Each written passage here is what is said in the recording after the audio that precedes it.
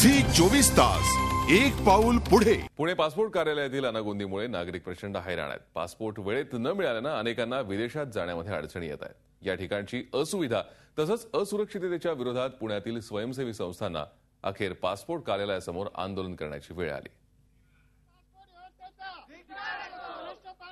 हा संताप आहे पासपोर्ट कार्यालयाच्या अनागोंदी कारभाराच्या विरोधात।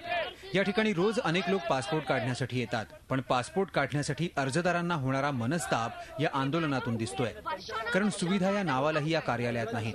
पिण्याच्या पाण्याची सोय नाही, नागरिकांना तासनतास रांगेत उभं राहावं लागतं। कर्मचारी नीट बोलत नाही। एजंट्सच्या सुळसुळाटामुळे काम आणखी अवघड होतं। अनेक एजंट्स बोगस कर्मचारी बनून वावरत असतात। अर्ज दाखल करण्यासाठी ऑनलाईन अपॉइंटमेंट घ्यावी लागते, मात्र लाईन ओपन झाल्यानंतर अवघ्या 3 ते 5 मिनिटात अपॉइंटमेंट्स फुल होतात। कार्यालय परिसरातील सुरक्षा व्यवस्थाही राम भरोसे आहे। एकूणच पुणे पासपोर्ट कार्यालय म्हणजे नागरिकांचं असुविधा केंद्र बनलंय। या ठिकाणी आलेल्या लोकांची ना बसण्याची व्यवस्था आहे, ना पिण्याच्या पाण्याची, ना टॉयलेटची। एवढे पैसे घेतल्यानंतर सुद्धा नागरिकांना जर सुविधा देण्यामध्ये टाटा कन्सल्टन्सी सर्व्हिसेस अपयशी ठरत असेल तर आमची पासपोर्ट अधिकाऱ्यांना ही मागणी आहे की त्यांच्या विरुद्ध कारवाई झाली पाहिजे। टीसीएसचे अधिकारी पालिकेला विचारत नाहीत, पोलिसांना विचारत नाहीत, न्यायालयाला विचारत नाहीत, राज्य सरकारलाही विचारत नाहीत। अशा या यंत्रणेवर इथल्या स्थानिक पोलिसांनी त्यांच्या आदेशाचं पालन न केल्याबद्दल गुन्हे दाखल करावेत, ही आमची आजची मागणी आहे। पासपोर्ट प्रक्रिया राबवण्याचं काम मागच्या वर्षापासून टीसीएस कंपनीला देण्यात नवीन स्वतंत्र आणि भव्य कार्यालय उभारण्यात आलं, पण समस्या कमी होण्याऐवजी वाढल्याच आहेत।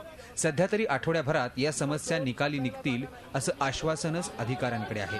पब्लिक फोरमने जे काही कंप्लेंट्स केलेल्या आहेत त्या मी स्वीकारलेल्या आहेत। त्याच्यावर आठवड्यात कारवाई होईल।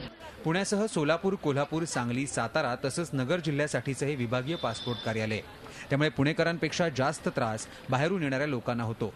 पासपोर्ट हे खूप गरजेचं आणि महत्त्वाचं डॉक्युमेंट आहे, पण कार्यालयाच्या अनागोंदी कारभारामुळे सध्या तरी सर्वसामान्यांची परवडच होतीये। झी 24 ताससाठी अरुण म्हेत्रे, पुणे। झी 24 तास एक पाऊल पुढे।